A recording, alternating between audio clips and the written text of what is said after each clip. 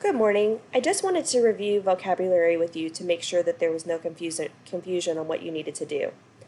So the very first step is you pick a word from each prefix and tell how the meaning relates to the prefix. So these are your prefixes here: anti, anti, bi, circum, and com.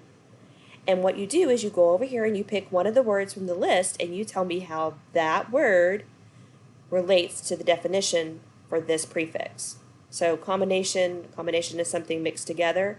So that's what you would tell me in your sentence. Next, you write a sentence that demonstrates, how to use the word effectively. So my locker combination is very hard to remember.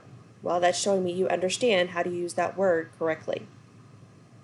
Next is you write a sentence from your reading that includes one of the affixes from the list.